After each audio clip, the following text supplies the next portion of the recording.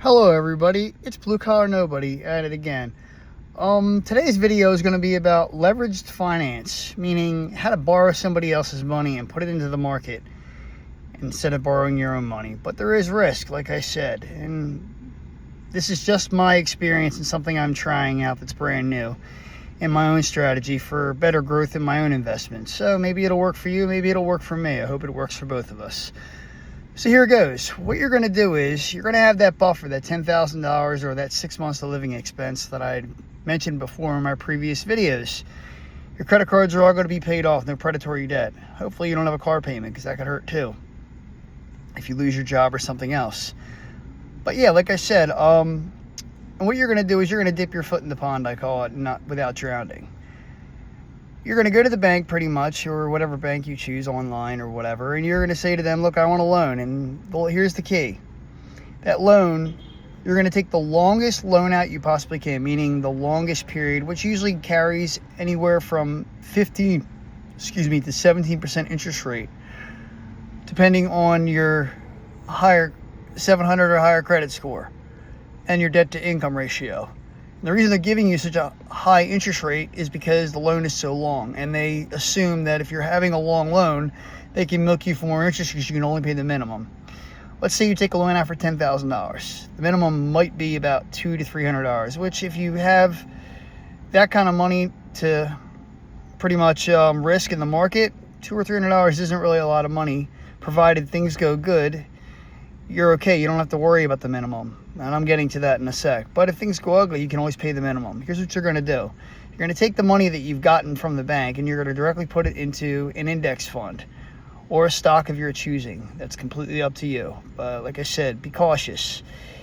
The most diversified investments are usually the index funds, S&P 500 to be exact. Schwab, Vanguard, BlackRock, those three companies. They have good index funds and they're pretty competitive. Very good returns. I urge you to do your own research. Again, this is only my experience and I'm just pointing you in the right direction. Your typical S&P 500 index fund usually delivers a return with dividends reinvested every quarter or every annual payout, depending on how the fund pays. Delivers a return of usually 7 to 10%. Usually 7% if you account inflation, which is the cost of everything and how much more or not so far the dollar will go.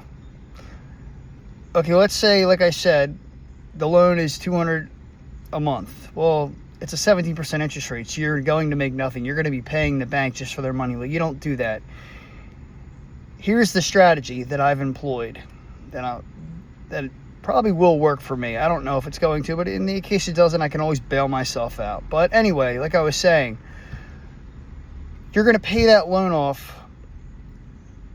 in much larger increments. It's going to take you a year to pay it off. So that 17% interest rate is really going to be about 4 or 5%. Again, I suck at math, but that's about what it's going to account to if you can pay the loan off within a year. Like I said, you don't take the loan out for too much, only what you can afford to pay within a year. So if you have $5,000, you know you can come up within a year, take out $5,000, which is the lowest amount most banks will give you for a loan. If 10, that's good. 20, hell, that's even better. That's good for you. But I wouldn't suggest, like I said, I'm not telling you what to do. I'm not telling you what amount to take out. You take out whatever you feel is comfortable to you and you alone. Now, the other thing I will say is, and I have to kind of like be a little gray area about this, a little vague. You can tell the bank whatever you want. That's completely up to you. You can investigate for yourself in this matter as long as you get the money. More or less, the banks do not like it when you do this, because you're taking their money and you're investing it in the market, something they do on a daily basis. So they'd rather you pay their interest, not take their money and make money on their money. So make it a business loan. Hell, tell them whatever. I don't care. But like I said, this is completely up to you. I hold no risk. This is just my financial opinion. That's pretty much it. And if you do that consistently year after year, let's say, I don't know, and you do this consistently, let's say you take 10 grand out for 5 years. Every year you manage to pay it off. Okay, now you've gotten $50,000 in the S&P 500 index. I mean, if you return a rate of $1,000 a year, now you have $5,000 coming back to you at the 5th year, and you have to do nothing for that. That's a car payment. That's a good down payment on a good used car. That could cover your cell phone for the entire year, plus probably your cable. That's pretty good. But at the same time, I would keep reinvesting it. And you keep doing that over and over again. And like I said, it might take a while, but you do that 5-10 years. I mean, 10 years, hell, that's $10,000 if the market keeps at its current pace, which I doubt it will. I mean, the market has its ups and downs. Politics, wars, economy, everything affects the market. But like I said, and that's the other thing too I'm going to mention. In the event the market falls, don't sell everything. Don't get crazy and get emotional. Leave it where it is. Some of the greatest investors that came out of the 2008 financial crisis, Warren Buffett, including one of them, the Oracle of Omaha himself. When everything happened in 2008 and everything fell, yes, he was already a billionaire, but at the same time, he wasn't worried about selling. He was worried about buying. What can I buy at a discount that I'm going to make money on later?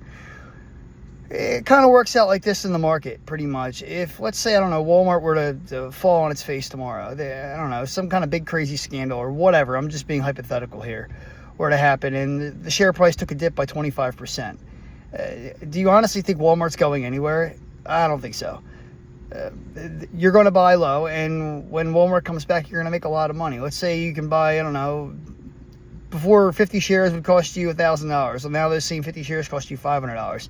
So instead of buying 50 shares, you buy 100 shares, more or less, because now you're getting that's a 2-for-1. I mean, let's face it. Tomorrow, if the supermarket were to start giving away half gallons of milk, two for $3, well, would you not buy 2 half gallons of milk? Or would you still buy one? You're getting something for nothing. And as long as it's a solid company, it's going to come back. It's called a market trend. Like I said before, market trends happen when everything falls. And sometimes they don't happen, and that's when kind of judgment and feelers come into play. You have to really put your spider senses out there and look at this company that's falling and see why it's falling. Like I said, BP, Walmart, SpaceX, Amazon, all these giant corporations, Exxon, that have been around forever and ever and ever. Yeah, something might happen, but eventually, maybe not tomorrow, maybe not next year, but eventually it will come back, and when it does, you stand to make a lot of money. So that's pretty much all I have to say about that as far as the world of investing goes. But yeah, that's called residual income. You're literally putting money into a market, and it's working for you, and you're not working for it. And yeah, it might seem like a little bit at first. Maybe when you get your first 10 grand, and maybe you'll only make $100 that year. Maybe you'll only make 150, depending on what the market return is. But if you do that over time, eventually, over and over and over again, eventually the market will pay you more and you'll be paying less. You do that for 10 years and you get $100,000 in there. That's the magic number right there. $100,000 is the magic number. That's when more or less dividends start to pay everything. It works out to be something crazy. Like I said, 10%, $100,000, that's $10,000 a year if the market keeps performing the way it does. $10,000, all you have to do is pay a little bit of tax on it, and that's it. And it's yours to do whatever you want. I mean, if you get to that point, $100,000 and 10 grand a year, as long as you don't up your lifestyle, you don't go out and do something stupid like buy a BMW or whatever else you feel like doing. I don't know, go jump out of an airplane, skydiving, whatever. Go on a $25,000 vacation. That 10 grand is just now out of your lifestyle. Now your life is easier. And that's the way it should be. Well, it's Blue Collar Nobody signing off. Hope everybody is profitable. Just trying to keep you involved in what's going on in the world of finance. Have a nice day. Goodbye.